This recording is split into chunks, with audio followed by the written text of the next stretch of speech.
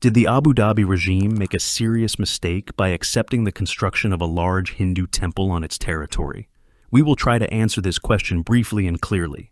Welcome to We Talk Islam.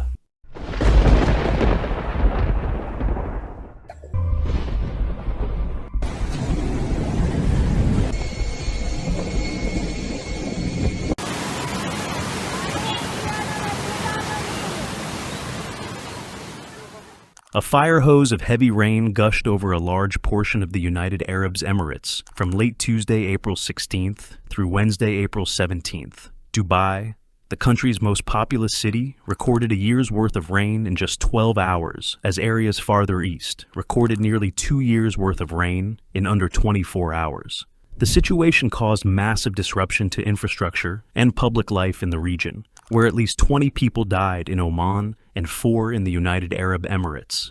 The flooding was so intense that some observers in the Muslim world spoke of a warning from God for the rich Arab states.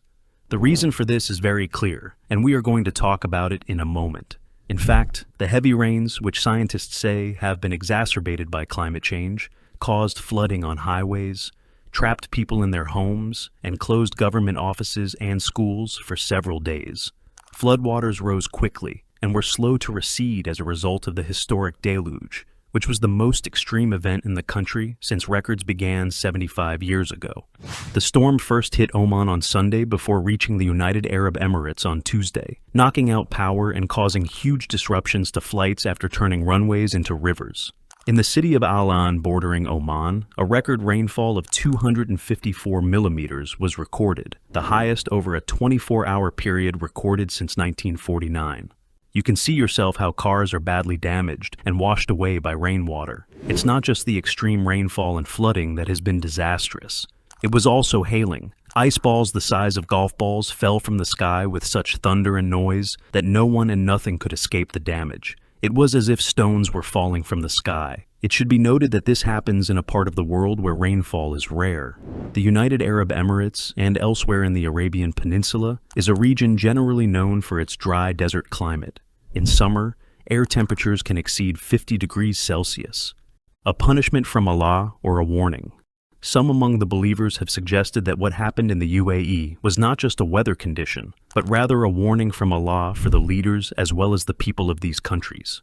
In fact, it was in February 2024 that Indian Prime Minister Narendra Modi inaugurated the first Hindu temple in Abu Dhabi, the largest in the region.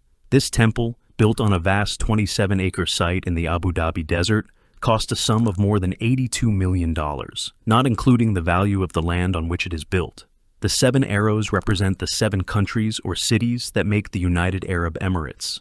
It all started in August 2015, when the government of the United Arab Emirates allocated a large plot of land to build this temple. The UAE President, Sheikh Mohammed bin Zayed, gave the land during Indian Prime Minister Narendra Modi's visit to Abu Dhabi. The foundation stone ceremony took place in February 2018. In October 2023, another Hindu temple had already opened in Dubai. This site, the construction of which cost more than $16 million, houses countless faces of Indian gods and goddesses. It should be noted that Narendra Modi is the man who, since he came to power, Indian Muslims have been persecuted. They are the targets of Hindu nationalists supported by Modi and his regime. Last January, Narendra Modi inaugurated the largest Hindu temple in India, which was built on the ruins of a historical mosque. This is the person who is welcomed on a Muslim land with honor, and he is offered a vast land to build a temple for shirk. Is this the reward he deserves for all that he has been doing against Muslims in his country? Prophet Muhammad, peace of Allah be upon him, said, "The hour shall not be established until tribes of my ummah unite with the idolaters and until they worship idols."